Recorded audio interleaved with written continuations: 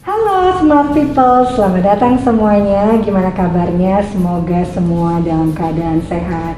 Senang sekali saya Dona Agnesia dapat kesempatan hari ini untuk menemani Smart People semuanya untuk ngobrol-ngobrol tentang topik kita hari ini, yaitu belum yakin sama vaksin, lebih bahaya vaksin atau enggak. Nah, sebagian dari kita mungkin sudah ada yang divaksin ya. Tapi kalau saya lihat-lihat di sosial media nih atau obrolan sama teman-teman nih, masih ada yang bingung atau juga punya banyak pertanyaan tentang vaksin. Mulai dari aman nggak sih kalau vaksin, atau mungkin ada juga smart people di sini yang punya kondisi bawaan yang jadinya takut kalau divaksin. Nah, selama beberapa hari terakhir ini kami juga sudah mengumpulkan banyak pertanyaan dari semua smart people melalui Instagram @SequisOfficial, juga di Instagramnya @pandemictalks. Dan ternyata ada ribuan smart people yang antusias buat tahu lebih jauh lagi tentang vaksin COVID-19. Seperti juga yang sudah kita omongin sebelumnya, nanti kita akan memilih 6 orang dengan pertanyaan terbaik dan paling menarik untuk mendapatkan hadiah Rp500.000. Jadi tunggu pengumumannya sampai di akhir acara ya. Baik, berhubung banyak banget pertanyaan yang masuk, jadi kita mohon maaf dulu sebelumnya kalau ternyata tidak bisa membaca semua pertanyaan yang untuk dijawab satu persatu. Jadi kita sudah mengumpulkan hal-hal yang paling banyak ditanyakan dan mudah-mudahan cukup mewakili pertanyaan-pertanyaan seputar efektivitas dan juga efek samping dari vaksin, serta beberapa hal yang perlu kita perhatikan baik sebelum maupun sesudah vaksin. Nah, untuk menjawab semua pertanyaan-pertanyaan ini, hari ini saya sudah akan kedatangan 2 orang narasumber, yaitu yang pertama Dr. Dirga Saktirambe, vaksinolog dan dokter spesialis penyakit dalam yang belakangan ini sibuk sekali mondar-mandir berbagai acara untuk berbagi edukasi soal COVID-19. Selain itu juga ada sahabat saya, Ninis Melody, Health Product Manager dari Sequis, yang akan memberikan informasi kepada kita tentang program terbaru dari Sequis untuk menjawab kekhawatiran kita terkait efek samping dari vaksin COVID-19. Sebelum saya memanggil 2 narasumber kita hari ini, saya mau sampaikan dulu nih bahwa acara hari ini sudah dilakukan dengan memperhatikan protokol kesehatan dan semua pihak yang terlibat dan hadir, baik narasumber maupun kru, semuanya sudah melakukan tes COVID-19 dengan hasil negatif. Baiklah, sepertinya sudah tidak sabar ya untuk bertanya langsung dengan narasumber saya. Jadi langsung saja kita akan panggil narasumber yang pertama, yaitu Dr. Dirga Saktirambe MSc, spesialis penyakit dalam. Halo, sehat? Alhamdulillah sehat. Puasa lancar? Puasa lancar. Alhamdulillah pastinya ya. Nah, buat smart people kita kenalan dulu nih sama Dr. Dirga ya. Jadi Dr. Dirga ini adalah seorang vaksinolog dan dokter spesialis penyakit dalam yang sangat aktif memberikan edukasi pada masyarakat terkait COVID-19, baik melalui online event maupun melalui Twitter dan juga Instagramnya. Ini kenapa saya excited banget nih untuk nanya-nanya langsung dengan Dr. Dirga soal vaksin COVID-19 yang belakangan sangat ramai ya pastinya ya dok ya. Mudah-mudahan pertanyaan dan kebingungan dari smart people semua bisa terjawab hari ini ya. Dan yang pasti bukan cuma Dr. Dirga, tapi juga saat ini sudah hadir bersama kita Ninis Melody dari Sequis. Yeay! Hai Ninis. Halo. Yang pasti kita akan kasih informasi nanti tentang apa program terbaru dari Sequis ya. Iya. Ini sehat kan? Sehat. Sehat pastinya. Nah, dan pasti seru banget, pasti penasaran juga kan, pengen tahu seperti apa programnya. Nanti Ninis akan kasih tahu sama kita setelah kita ngobrol-ngobrol bersama Dr. Dirga. Sabar-sabar dulu ya Ninis ya. Baik, sekarang nih kita akan langsung saja masuk ke pertanyaan ke Dr. Dirga. Mungkin ini banyak banget pertanyaan yang sudah diberikan melalui Instagramnya Sequis Official dan juga @pandemictalks. Tapi juga banyak juga yang nanya DM ke saya nih dok tentang vaksin COVID ini. Karena kan kita tahu bahwa vaksin COVID-19 ini pembuatannya dibilang terhitung sangat cepat. Di satu sisi sih seneng ya, akhirnya vaksinnya ada gitu kan. Tapi di sisi lain juga banyak yang bertanya pasti seberapa efektif sih atau aman gak sih vaksin itu? Apakah ini sudah berhasil bisa meningkatkan imun tubuh manusia atau orang-orang sehingga kita jadi kebal COVID dan nantinya nggak perlu lagi nih pakai masker gitu ya. Jadi kan bisa kelihatan cantiknya Ninis, gantengnya Dr. Dirga gitu ya. Nah, itu sebenarnya gimana nih dok? biar pasti juga banyak sekali smart people yang pengen tahu. Jadi semua vaksin COVID yang digunakan di negara kita itu sudah melalui tahapan penelitian yang standar. Nggak ada vaksin yang tiba-tiba muncul gitu, nggak ada. Sehingga kita sudah bisa memastikan keamanan dan efektivitasnya. Dan lagi sudah dapat izin dari Badan POM. Okay? Jadi kalau pertanyaan apakah vaksin aman? Aman. Apakah vaksin efektif? Efektif. Jadi pertanyaannya, seberapa baik vaksin melindungi kita? Nah, dari penelitian diketahui vaksin yang kita gunakan di Indonesia itu memang belum terbukti mampu mencegah penularan. Artinya apa? Orang-orang yang divaksinasi itu masih bisa kena COVID. Bisa kena. Bahkan yang sudah kena divaksin bisa kena lagi, gitu ya? Masih bisa terinfeksi COVID, masih bisa menularkan COVID. Tapi yang penting, karena udah vaksinasi, punya antibodi, maka kalau kena COVID nggak kena COVID yang berat, nggak masuk ICU, nggak mengalami kematian akibat COVID. Itu pentingnya vaksinasi.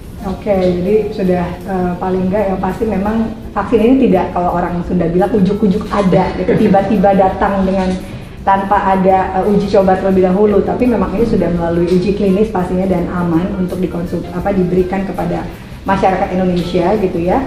Dan tapi memang masih diuji bagaimana efektivitasannya untuk bisa membuat antibodi kita supaya tadi tidak terkena COVID lagi, gitu ya. Itu mencegah penularannya. Nah, itu yang masih kita menantikan karena kan pasti takes time. Karena sekarang sudah fase berapa sih? Sekarang kita masih di tahap 1 tapi sudah di fase 2. Jadi sekarang untuk lansia dan petugas pelayanan publik. Nah ini sekaligus juga menjawab pertanyaan dari Henny dari Medan, Hermanus Jakarta, Redemptus Tangerang. Wow, kolektif banget di pertanyaannya sama ya. Indra Bandung, Meardanto Serang dan beberapa smart people lainnya. Kenapa nih? Ada yang setelah vaksin pun tadi masih bisa positif COVID. Itu juga tadi penjelasannya ya. Kalau Mutia Jakarta bilang, yang saya lihat banyak orang yang jadi merasa nggak akan kena COVID, yang bisa kena cuma yang belum vaksin. Nah, berarti setelah dengar penjelasan dokter Dirga tadi, pandangan ini bisa dibilang kurang tepat ya? Betul. Ya? Makanya saya selalu menekankan bahwa vaksinasi harus bersama dengan 3M. Jadi bukan berarti kalau wah gue udah divaksinasi nih, udah kebal, gak bakal kena COVID, itu salah ya. Nah, jadi kita tahu bahwa semua upaya pencegahan itu nggak ada yang efektif 100%. Jadi kita vaksinasi iya dan 3M juga iya. Jadi protokol kesehatannya tetap harus dijagain ya, smart people ya gitu. Terus dok, ada beberapa pertanyaan juga serupa nih. Kenapa sih kita harus vaksin? Bukannya kalau vaksin itu berarti memasukkan virus ke dalam tubuh kita? Iya. Jadi vaksinasi itu melatih sistem kekebalan tubuh kita untuk pada akhirnya menghasilkan antibodi atau kekebalan. Dalam hal vaksin COVID, ini penting banget nih. Yang disuntikan adalah virus yang mati. Jadi bukan dilemahkan, tapi mati. Kalau mati nggak bisa hidup lagi. Apa konsekuensinya? Tidak mungkin vaksin itu menyebabkan orang jadi sakit COVID. Nggak mungkin, virusnya virus mati. Dua, tidak mungkin vaksin COVID menyebabkan PCR jadi positif. Nggak mungkin. Dan tidak mungkin vaksin COVID bikin orang menularkan COVID. Itu tidak mungkin terjadi ya. Dan setelah vaksinasi diharapkan antibodi kita itu reaktif, artinya kekebalan telah terbentuk. Dan memang kan katanya vaksin itu tadi kan dokter sudah menjelaskan, dan kalau kita misalnya yang sudah terkena, kayak saya ini kan alumni, tadi ketemu dokter atau dokter bilang kamu alumni ya, itu alumni COVID-19. Tapi kan berarti kan sebenarnya mungkin di kayak Dona sudah sempat cek gitu ya, sudah ada antibodinya. Tapi kan memang kadang ada orang, ada yang tinggi, ada yang rendah. Kalau saya kemarin 80, berarti sebenarnya boleh ya, boleh vaksin ya? Boleh. Yang kalau untuk penyintas COVID, jadi 3 bulan setelah dinyatakan sembuh boleh vaksinasi berapapun kadar antibodinya pada saat itu. Jadi ini menjawab juga banyak juga pertanyaan ke saya tuh melalui DM kemarin. Kalau udah pernah kena, udah pernah positif gitu, boleh nggak? Boleh, tapi tunggu 3 bulan setelah negatif ya, setelah sembuh ya. Lalu soal beragam jenis atau merek vaksin yang beredar di pasaran, apakah sudah ada studi yang membuktikan bahwa salah satu merek lebih efektif dari yang lainnya? Ada yang bisa kayak mertua saya aja gitu. Saya nggak mau divaksin dengan yang ini, maunya merek ini gitu. Ini pemahaman yang tidak tepat sebetulnya, karena sekali lagi belum ada. Kalau kita mau bilang vaksin A lebih efektif daripada vaksin B, kita mesti head to head study, kita adu tuh. Itu belum ada penelitiannya sampai sekarang. Jadi udahlah, nggak usah nungguin B, gunakan vaksin yang duluan tersedia. Karena pada masa pandemi ini kita semua ingin sesegera mungkin terlindungi. Betul, setuju banget. Jadi nggak usah milih-milih gitu ya. Sebenarnya apa yang tersedia, apa yang sudah disiapkan oleh pemerintah itu pasti juga ya diusahakan yang terbaik untuk seluruh masyarakat Indonesia. Nah, menyambung soal itu nih dok, kalau tergantung kesediaan ini pasti juga ada beberapa yang nanya. Kalau di vaksin yang kedua pakai merek berbeda, itu berisiko nggak? Jawabannya memang tidak boleh ya, karena satu, belum ada penelitiannya nih. Lagi-lagi tuh kalau kedokteran tuh harus ada penelitiannya. Jadi vaksin satu merek, sekarang kan ada 2 merek ya, Sinovac sama AstraZeneca. Jadi kalau merek satu Sinovac, keduanya harus Sinovac juga. Kalau ganti merek takutnya pembentukan antibodinya terpengaruh. Berbeda ya. Gitu dan itu jelas memang di peraturan Kementerian Kesehatan menggunakan vaksin merek yang sama. Jadi memang tidak bisa memilih, tapi paling enggak kalau yang jenis yang pertama, begitu vaksin yang kedua kita harus menggunakan merek yang sama dengan vaksin kita yang pertama gitu ya. Nah, benar nggak sih Dok, kalau setelah divaksin itu justru kita harus lebih waspada lagi karena lebih rentan katanya? Sebenarnya enggak ya, resikonya sama, tapi tadi kan orang yang sudah vaksinasi itu punya antibodi. Jadi kalau sampai pun dia terpapar, tidak akan kena sakit COVID yang berat gitu. Tapi yang bermasalah tadi, jangan sampai ada pemahaman, wah saya udah vaksinasi, terus saya bisa ngapain aja, bisa ngumpul-ngumpul, bisa buka masker. Itu yang bikin dia lebih rentan tuh justru karena perilakunya yang berisiko gitu. Karena menganggap dirinya udah vaksinasi. Jadi namanya pandemi gitu kan, sebenarnya vaksin ini fungsinya adalah itu, satu untuk pencegahan, yang kedua tentu saja kalaupun kita sampai kena, diharapkan gejalanya tidak akan mengalami gejala yang berat atau bahkan sampai menimbulkan resiko kematian gitu ya Dok ya. Dan kalaupun misalnya ada kesempatan untuk vaksin, ayo, itu adalah kesempatan yang luar biasa, gunakan kesempatan itu sebaik mungkin. Yang penting adalah mengikuti semua syarat term and condition-nya, dan kalaupun dengan kondisi vaksin yang pertama dan kedua digunakan sebaiknya memang yang dengan merek yang sama gitu.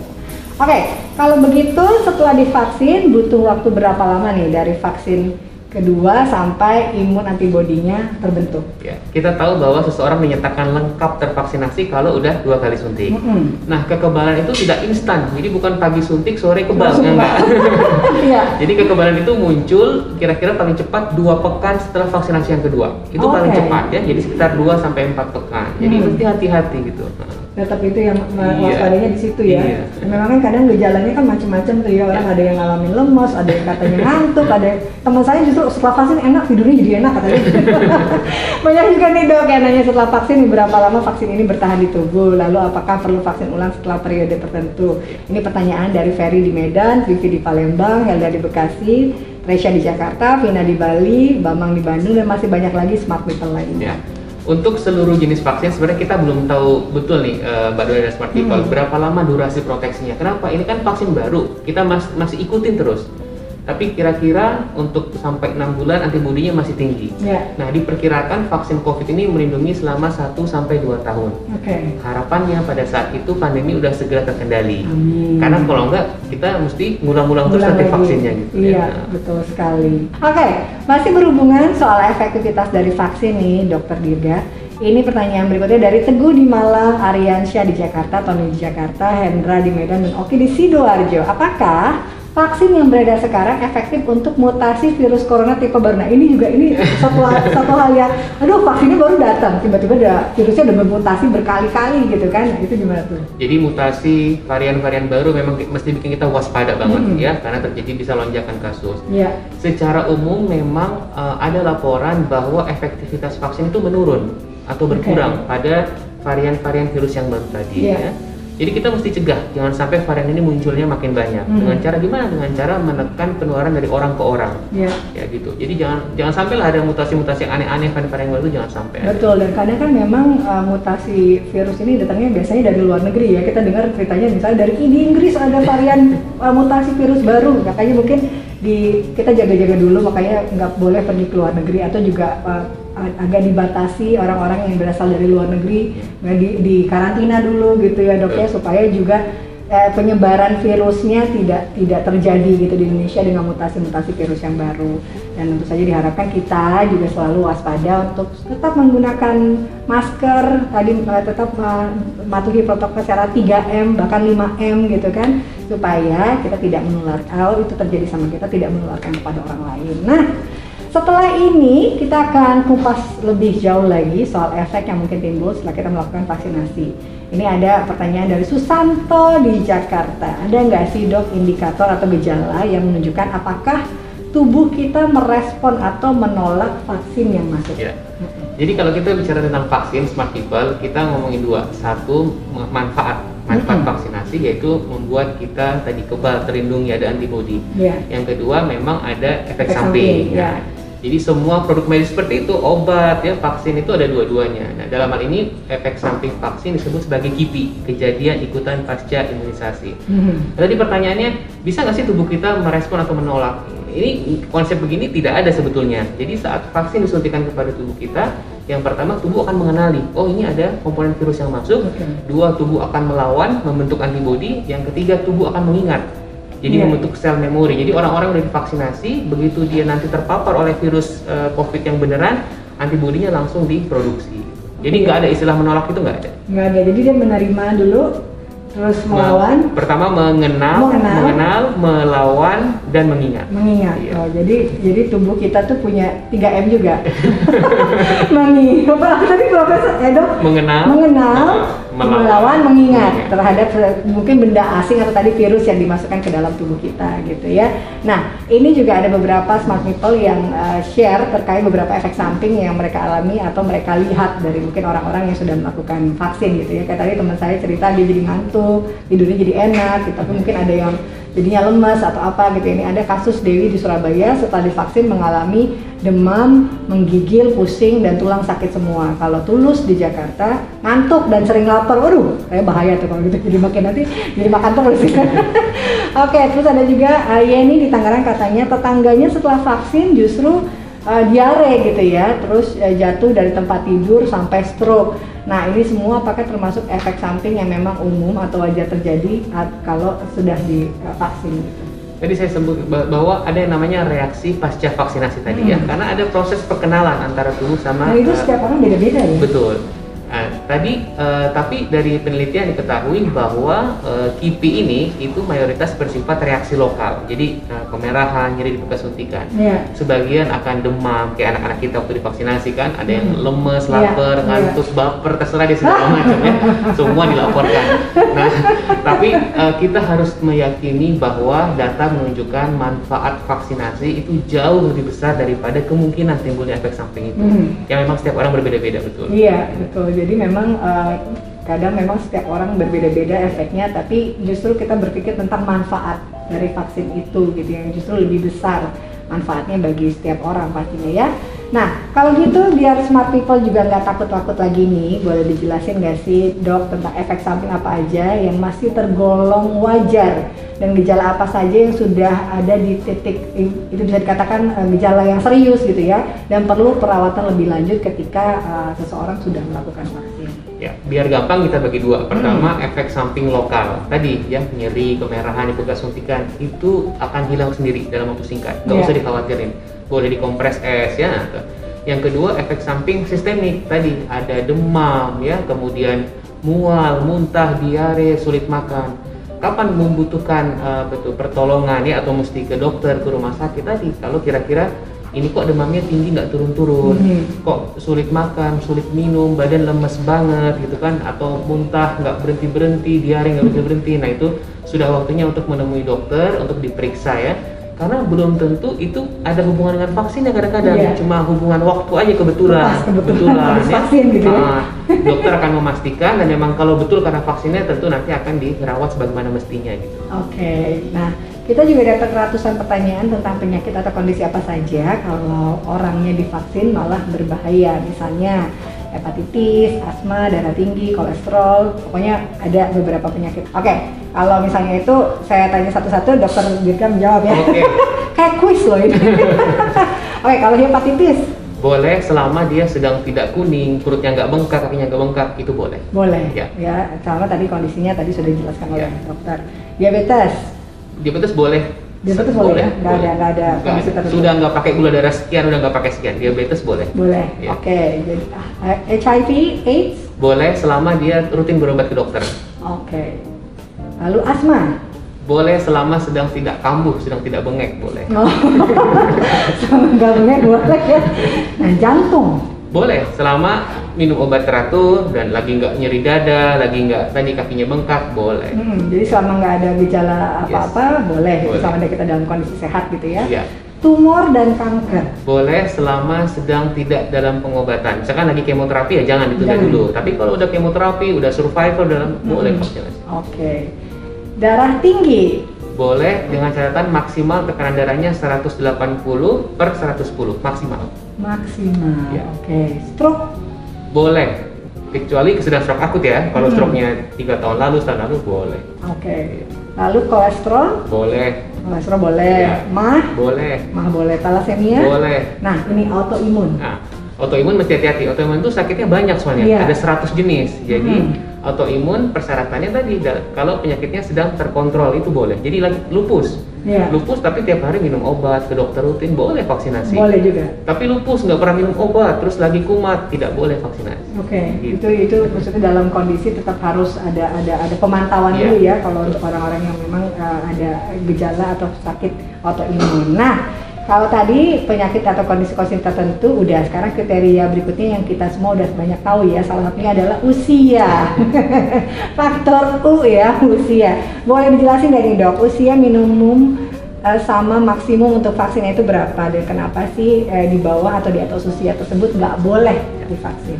Usia minimum 18 tahun. Kenapa nggak boleh anak-anak? Karena belum ada penelitiannya.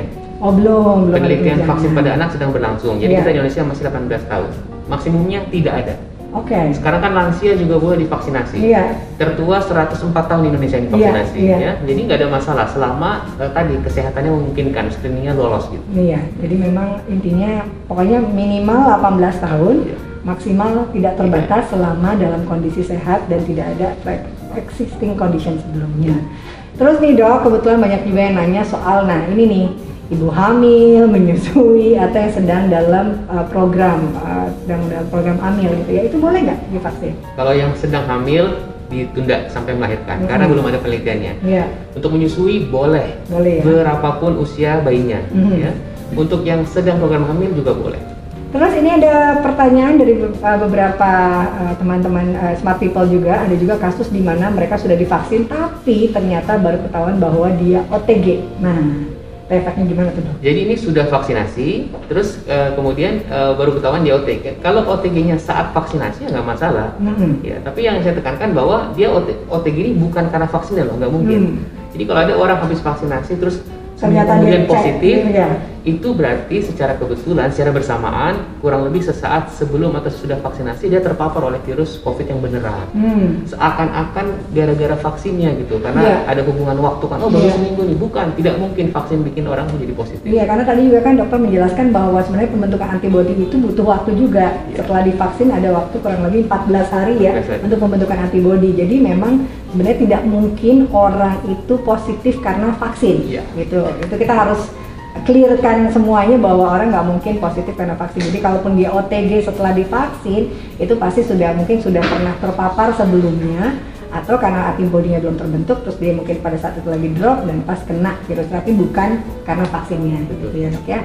Oke, nah mungkin biar kita lebih yakin lagi kalau kita ini aman untuk mendapatkan vaksinasi, apakah ada tes atau daftar syarat-syarat yang bisa kita cek, atau kalau pertanyaannya Wilmina Jakarta dan Melisa Medan ini, kita perlu medical check dulu nggak sih sebelum vaksin dok? Pada prinsipnya di hari H saat vaksinasi nanti ada meja screening. Jadi akan tanya-tanya tuh hari ini sakit apa, kondisinya gimana, riwayat sakitnya apa. Ya teman-teman nggak usah khawatir.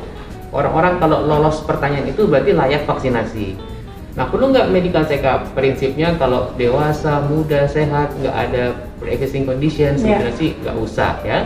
Tapi kan memang check up kan mau ada vaksinasi mau nggak mesti kita check up setahun sekali ya.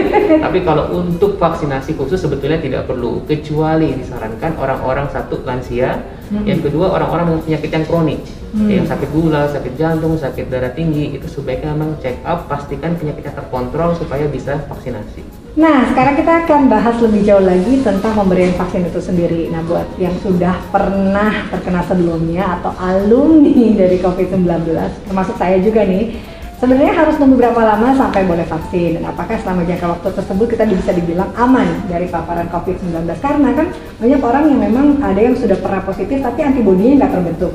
Ada yang kayak saya 80, ada yang sampai tinggi banget, 250, di atas 200. Itu mereka boleh nggak sih divaksin atau memang harus menunggu dulu atau gimana tuh? Ya. Jadi untuk di Indonesia kebijakannya untuk penyintas COVID vaksinasi 3 bulan setelah dinyatakan sembuh. Setelah dinyatakan sembuh, setelah negatif gitu ya? Dinyatakan sembuh itu sekarang kan nggak harus negatif sebetulnya ya, bisa patokan 14 hari itu juga sembuh ya. Jadi berapapun nilai antibodinya, kalau udah 3 bulan sembuh silakan vaksinasi. Oh gitu. Jadi berapapun nilai antibodinya boleh vaksinasi gitu ya? Atau kalau misalnya orang takutnya karena dia punya antibodi ditambahin vaksin lagi takutnya justru efeknya ada gimana-gimana gitu. Justru itu yang kita inginkan. Jadi dari penelitian diketahui sebagian orang yang kena COVID ini setelah 3 bulan dia sembuh itu sebagian antibodinya mulai turun. Makanya vaksinasinya 3 bulan. Dan dengan vaksinasi diharapkan terjadi boosting, jadi antibodinya naik lagi. Itu yang kita inginkan, bukan itu yang ditakutkan, bukan. Justru diinginkan. Oh, justru nggak takut kalau orang punya kelebihan antibodi, nggak apa-apa? Nggak, supaya proteksinya jadi tetap terjaga gitu kan. Nah, biasanya kalau orang yang sudah pernah positif, berapa lama sih dia boleh cek antibodi itu?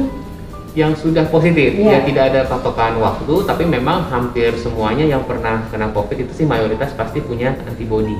Tapi yang perlu diketahui, besarnya atau angka titer ini biasanya berkorelasi dengan derajat keparahan penyakit. Jadi kalau COVID-nya berat, antibodinya biasanya tinggi. Kalau OTG antibodinya minimal gitu. Oh, makanya saya sedikit ya antibodinya karena sakitnya cuma sebentar. Ini juga menjawab pertanyaan dari Felicia Jakarta ya. Kalau angka titer antibodinya sudah tinggi, misalnya di atas 250, apakah masih perlu vaksin atau malah jadi kelebihan antibodi dan boleh. Pokoknya intinya setelah sembuh 3 bulan setelah itu walaupun titernya di atas 250 tetap boleh untuk vaksin gitu ya.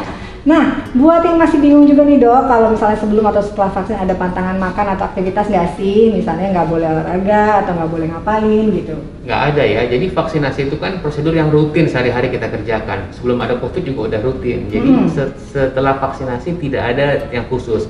Jadi makanan, minuman nggak ada yang dihindari. Memang ada penelitian alkohol itu bisa menurunkan antibodi. Jadi mungkin alkohol ya dihindari dulu. Tapi makan sehari-hari boleh. Olahraga, aktivitas sehari-hari boleh. Mandi boleh. Ada yang bilang nggak boleh mandi habis vaksinasi. Jangan dong ya, ngapain ya?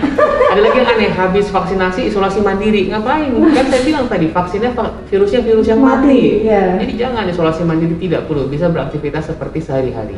Nah itu ya gunanya ada Dokter Dirga hari ini, kita jadi banyak sekali dapat edukasi dan informasi yang benar gitu ya. Jadi jangan ngikutin rumors-rumors yang mungkin di masyarakat pasti banyak sekali informasi yang ternyata tidak kurang tepat gitu ya. Nah ini berhubungan juga nih masih di bulan puasa, banyak juga yang nanya nih ya Dok ya, kalau divaksin saat sedang berpuasa boleh nggak sih? Lalu pertanyaannya yang nggak kalah penting, apakah vaksin-vaksin yang beredar semua sudah dinyatakan halal? Yang jelas vaksinasi tidak membatalkan puasa, jadi boleh. Dan yang kedua untuk halal, untuk yang vaksin Sinovac sudah mendapatkan fatwa halal, untuk AstraZeneca mendapatkan hukum mubah atau boleh. Boleh ya, oke. Jadi semua vaksin yang sudah ada yang beredar di Indonesia saat ini semuanya sudah dinyatakan halal. Untuk yang Sinovac, yang satu lagi mubah atau boleh untuk AstraZeneca. Boleh, karena memang kondisinya sekarang ini pandemi, semua orang memang butuh untuk divaksin gitu ya.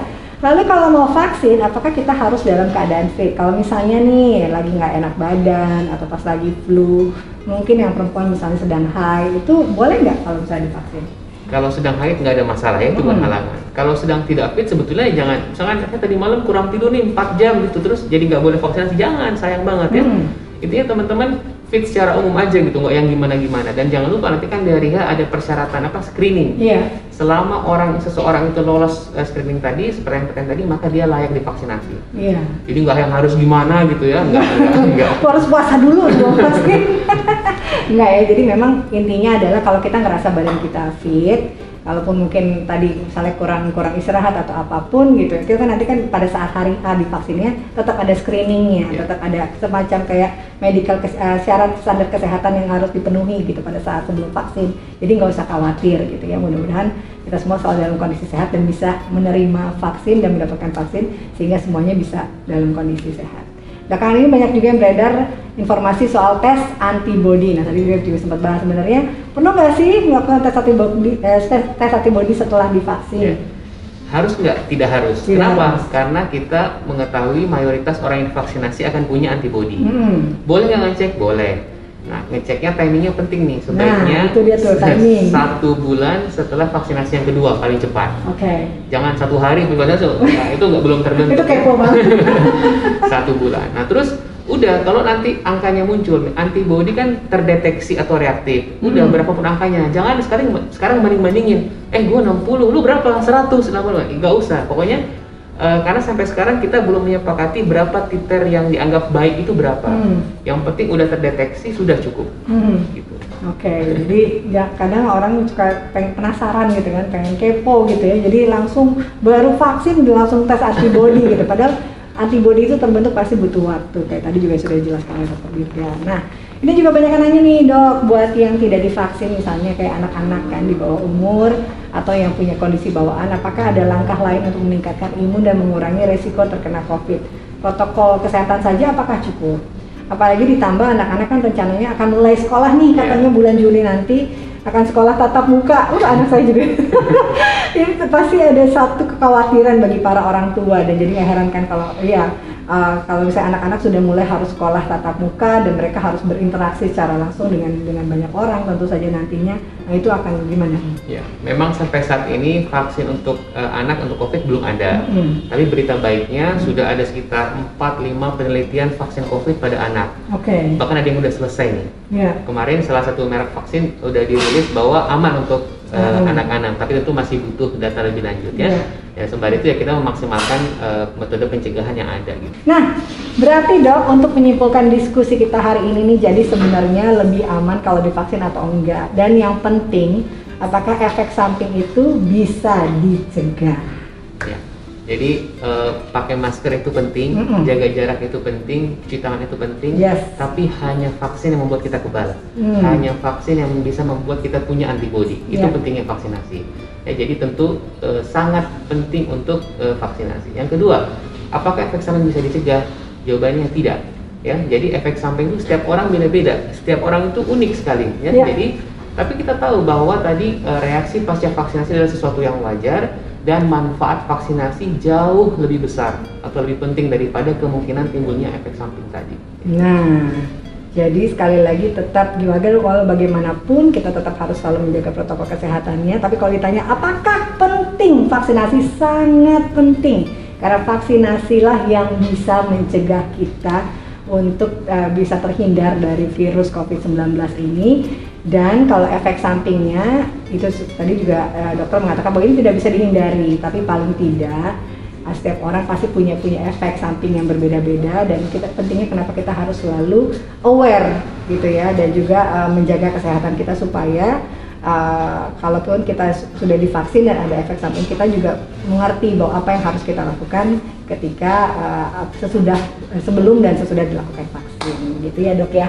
Baik, terima kasih banyak Dr. Dirga. Hari ini banyak sekali pencerahan yang kita dapatkan dari Dr. Dirga, makin banyak informasi, makin mengerti lagi. Jadi buat teman-teman semua udah nggak perlu takut lagi kalau misalnya dapat kesempatan untuk vaksin. Yuk kita sama-sama semuanya melakukan vaksin supaya kita semua bisa menghadapi pandemi yang kita tidak pernah tahu sampai kapan ini selesainya gitu ya.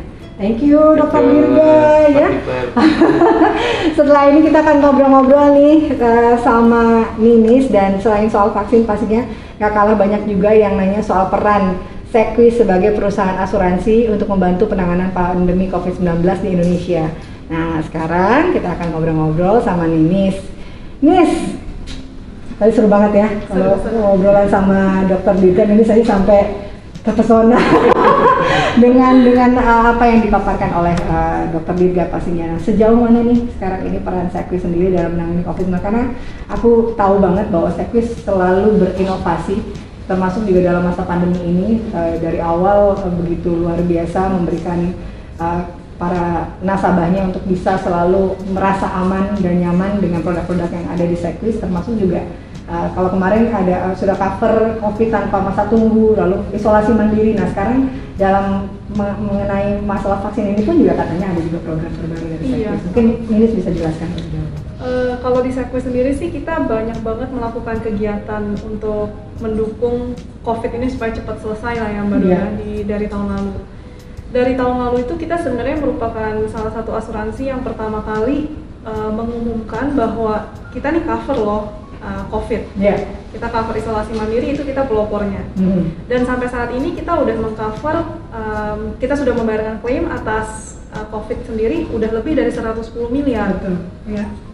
Jadi udah besar sekali jumlahnya. Lalu tahun lalu itu juga kita melakukan 2 program CSR yang lumayan besar. Yang pertama itu kita memberikan rapid test untuk lebih dari 6.000 orang. Itu kita kerjasama dengan Primaya Hospital, dengan Mitra Keluarga dan juga Rumah Sakit Hermina di 27 rumah sakit yang ada di Jabodetabek. Lalu yang kedua kita juga ada CSR, kita berikan program khusus untuk COVID, untuk pahlawan COVID nih, jadi tenaga-tenaga medis. Dan kita juga bagi-bagi masker KN95 untuk rekan-rekan tenaga kesehatan juga. Luar biasa ya, banyak banget yang sudah dilakukan oleh Sekwis di masa pandemi ini, dan tadi bahkan juga dikatakan bahwa klaim COVID di Sekwis Life sendiri mencapai ratusan miliar, lebih dari 110 miliar. Dan ini ada pertanyaan nih ya dari Rusli di Medan dan Daniel di Semarang. Apakah semua produk Sekwis mengcover klaim biaya perawatan untuk COVID? Iya dong, semua produk kesehatan Sekwis kita mengcover biaya atas perawatan COVID. Iya. Dan ini juga ada pertanyaan dari Susan di Jakarta, kalau terkena di negara lain, apakah bisa di-cover juga? Tentunya bisa kita cover kalau kena di negara lain, dan juga seperti yang Smart People juga mungkin udah pada tahu, produk-produk kesehatan Sekwis ini kan juga coveragenya kebanyakan seluruh dunia ya Mbak Dona, jadinya kita bisa cover. Iya. Dan ini juga ada pertanyaan dari Jusak di Jakarta. Saya sebelumnya sudah tahu kalau Sekwis mengcover biaya pengobatan saat COVID. Nah, pertanyaannya, kalau setelah sembuh lalu meninggal akibat pernah terinfeksi COVID, itu di-cover nggak? Lalu untuk check up setelah COVID, apakah biayanya ditanggung? Oke. Kalau meninggal dunia karena COVID, pastinya kita akan cover. Lalu untuk medical check up, apabila Smart People atau tertanggung ini pernah dirawat inap karena COVID, setelah keluar dari rumah sakit, kita akan cover biaya medical check up-nya, atau biasa kita kenal dengan biaya perawatan setelah rawat inap. Itu akan diberikan maksimal 90 hari dari keluar dari rumah sakit. Tapi kalau untuk check up mandiri nih, misalnya kena COVID terus nanti mau check up aja iseng, itu kita nggak bisa nanggung. Iya, betul sekali. Tapi yang pasti memang lengkap banget, bahkan untuk isolasi mandiri pun saya sudah merasakan manfaatnya. Kemarin ketika saya positif COVID, saya isolasi mandiri dan semua biaya untuk isolasi mandirinya semua di-cover oleh Sekwis Life. Nah, ini pertanyaan juga dari Lini Ranti dari Jakarta. Apakah Sekwis mengcover vaksinasi mandiri? Kalau untuk vaksinasi mandiri ini kita nggak cover. Tapi pertanyaannya pas banget nih ya. Karena walaupun vaksinasi mandiri ini kita tidak cover, tapi kita juga punya manfaat baru nih. Kita sebagai Sekwis ini kita sebagai extra shield, kita akan mengcover side effects atau efek samping dari vaksinasi COVID. Oh, oke. Jadi setelah orang misalnya mengalami gejala setelah vaksin, gitu tadi kalau tadi dokter juga menyebutkan beberapa side effect-nya gitu ya, itu di-cover sama Sekwis? Itu kita cover. Wow. Karena dari tadi kan kita udah ngobrolin tentang efek sampingnya apa aja sih. Nah, mungkin kan setiap orang kan beda-beda dan mungkin Smart People juga jadinya khawatir gitu loh, yang kayak aduh kalau divaksin di badan aku nanti efek sampingnya apa ya gitu. Tapi Sekwis di sini kita sebagai extra shield nggak perlu khawatir. Ambil vaksinnya, kalau sampai ada efek samping karena vaksin, kita siap untuk menanggung. Nah, kita jadi penasaran nih, apa aja sih manfaatnya dari program terbaru dari Sekwis ini? Iya. Nah, sebelumnya mungkin aku kasih tahu dulu latar belakang kenapa sih kita bikin post vaccination program ini. Latar belakangnya itu semua produk kesehatan di Sekwis itu kita mengecualikan efek samping dari vaksinasi apapun. Jadi nggak cuma karena COVID. Nah, tapi kita sadar nih saat ini kan kita lagi pandemi seperti ini, dan cara satu-satunya untuk kita bisa keluar dari sini adalah dengan vaksinasi. Betul. Tapi melakukan vaksinasi itu kan juga seperti yang tadi udah kita obrolin sama Dokter Dirga, banyak yang masih kita nggak tahu gitu loh, semuanya aman nggak sih, ada efek samping nggak ya gitu. Nah, karena itu makanya kita memutuskan untuk oh ya udah kalau kayak gini kita harus cover nih efek sampingnya supaya masyarakat mau divaksin sehingga COVID ini juga cepat berlalu gitu dari Indonesia. Apalagi kan sekarang vaksinnya sebenarnya kan masih gratis ya. Vaksinnya masih semua masih diberikan secara gratis oleh pemerintah. Tapi memang banyak orang yang masih belum sadar untuk melakukan vaksin karena itu takut ada efek sampingnya seperti apa. Dan sekarang nggak perlu takut lagi, kalaupun nanti ada efek sampingnya dari si vaksinasi ini sudah di-cover oleh produk-produk dari Sekwis Life. Dan serunya lagi Mbak, ini yang di-cover itu nggak cuma buat nasabah-nasabah yang punya polis kesehatan aja. Jadi semua nasabah Sekwis mau nasabah-nasabah yang punya polis kesehatan ataupun yang tidak punya polis kesehatan individu ataupun kumpulan, itu semuanya bisa menikmati manfaat atas program ini. Oke. Jadi intinya semua yang punya Polisequis bisa manfaatnya bisa ini. Nah, itu gimana tuh caranya? Oke, jadi kita di sini ada 2 program. Aku jelasin program yang pertama. Program yang pertama ini khusus untuk nasabah yang punya polis kesehatan. Nah, kalau polis kesehatan ini nasabah itu bisa, kalau kena side effects dari COVID, itu bisa kita tanggung biaya rawat inapnya di rumah sakit. Apabila side effects itu terjadi dalam waktu maksimal 14 hari setelah penerima vaksin atau tanggal vaksin berikutnya mana yang lebih awal. Jadi kita akan cover biaya perawatannya sampai dengan 10 hari per jiwa. Jadi pokoknya 14 hari dalam rentang waktu dia sudah menerima vaksin itu dan lama perawatannya 10 hari gitu yang di cover ya. Dan yang uniknya lagi, program ini nggak ada masa tunggu. Jadi apabila kalau misalnya Mbak Dona nih udah pernah vaksin yang pertama, tapi belum vaksin kedua, tapi khawatir, beli produknya. Mungkin yang pertama dia udah ngerasain untuk menjadi lemas, jadi ada sedikit demam atau apa, jadi mau sebelum vaksin kedua saya beli kesehatan dulu gitu. Beli kesehatan dulu, terus besoknya vaksin yang kedua, kalau ada efek samping Sequis langsung tanggung. Gitu. Begitu juga buat yang belum vaksin sama sekali, tapi misalnya besok mau vaksin, hari ini beli dulu deh asuransinya, takutnya nanti ada kenapa-napa, itu kita bisa langsung tanggung. Itu yang program yang pertama. Itu program yang pertama. Punya asuransi kesehatan ya. Kalau untuk program yang kedua itu untuk nasabah-nasabah yang tidak memiliki asuransi kesehatan. Jadi punya polis asuransi di Sequis tapi tidak punya asuransi kesehatan. Nah, di sini kita akan berikan hospital cash plan atau santunan tunai rawat inap. Santunan tunai rawat inap ini akan kita berikan apabila tertanggung ini dirawat di rumah sakit sama seperti tadi dalam waktu 14 hari setelah dia vaksinasi atau tanggal vaksin berikutnya mana yang lebih cepat. Itu kita akan berikan santunan harian sebesar 2 juta rupiah dengan minimum rawat inap adalah 3 hari. Salah satu harinya itu harus ada di ICU. Dan kita akan berikan maksimal 10 hari juga per jiwa. Tapi harus ada ICU-nya. Iya, karena yang kita cover memang benar-benar side effects yang sudah parah, yang berat gitu ya. Nah, itu kan berarti kan segala sesuatu pasti kan ada term and condition-nya kan. Nah, yang itu tadi yang sudah dikatakan bisa di cover. Nah, kalau yang tidak bisa di cover dalam kondisi seperti apa? Yang tidak bisa di cover itu kalau program pertama itu kalau side effects-nya berhubungan dengan pre-existing condition atau masa tunggu atas penyakit. Jadi misalnya aja tadi kan dokter Dirga bilang misalnya kalau ada sakit jantung lagi kumat atau gimana divaksin terus jadi pasti ada side effects-nya. Nah, itu yang nggak bisa kita cover. Tapi walaupun seperti itu, apabila ada tertanggung yang tidak bisa di cover dalam program yang pertama namun memenuhi program kedua, itu dia juga bisa dapat manfaat atas program kedua. Ternyata itu dia, karena itu dia masuk misalnya ada di ICU, dia tetap bisa menggunakan program yang kedua gitu ya. Wow, luar biasa banget ini. Memang program yang sangat bisa digunakan oleh semua nasabah yang sudah punya polis Sequis gitu ya. Ataupun bahkan orang yang belum mau punya, baru berencana punya program ini Sequis pun buru-buru deh makanya. Jadi supaya bisa mendapatkan manfaat dari program-program yang ada di Sequis, program terbaru ini khusus untuk vaksinasi COVID-19 ya. Nah, kalau mau misalnya ada orang yang mau tanya detail tentang program ini gimana? Program ini sebelumnya kita akan adakan selama 6 bulan ke depan. Jadi apabila ada pertanyaan bisa langsung hubungi tenaga pemasar yang dari Smart People. Nah, tapi untuk tenaga pemasar juga aku himbau untuk selalu membaca surat edaran yang sudah kita berikan. Dan juga apabila kalau masih ada pertanyaan jangan lupa di scan aja QR code-nya atau bisa langsung ke sequis.id/vaksin. Di situ ada informasi tentang programnya super detail dan juga ada artikel-artikel lainnya seputar vaksin yang bisa dipelajari oleh Smart People. Wow, itu jelas banget tadi sudah dijelaskan oleh Ninis tentang program terbaru dari Sequis. Makasih banyak loh Ninis. Thank you. Masih ada yang ingin disampaikan lagi mungkin tentang program-program lain dari Sequis yang terbaru lagi?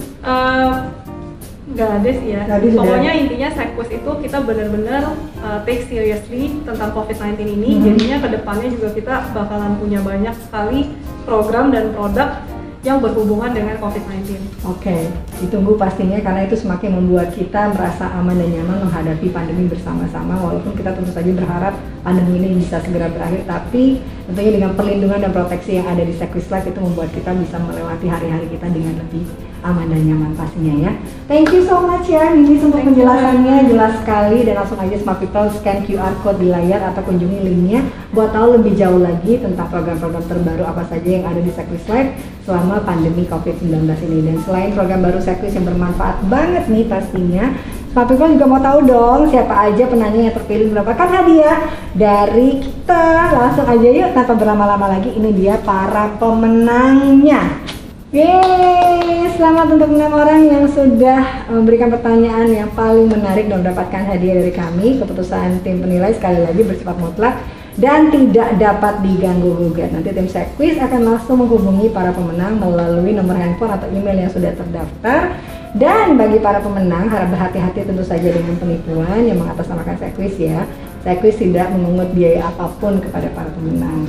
Sekali lagi saya mengucapkan terima kasih kepada Dr. Dirga, terima kasih banyak untuk informasi yang sangat-sangat jelas mengenai vaksinasi yang memang sekarang lagi marak di Indonesia, begitu juga dengan Ninis. Terima kasih banyak buat penjelasan program Sekwis terbarunya, dan buat diskusinya hari ini juga terima kasih untuk @Pandemic Talk selaku partner kita di acara kali ini, dan juga buat Smart People yang sudah mengirimkan begitu banyak pertanyaan, sudah begitu antusias mengikuti acara hari ini. Terima kasih banyak ya. Semoga apa yang disampaikan hari ini oleh Dr. Dirga dan juga Ninis bisa bermanfaat untuk kita semua dan membuat kita menjadi lebih paham dan lebih yakin lagi bahwa tidak ada vaksin yang berbahaya ya. Jadi vaksin itu jauh sangat penting manfaatnya daripada side effect yang ada bagi ketika kita setelah melakukan vaksin pastinya. Dan kalau sampai terjadi side effect nggak perlu khawatir karena ada Sekwis yang siap memberikan proteksi buat kita semua.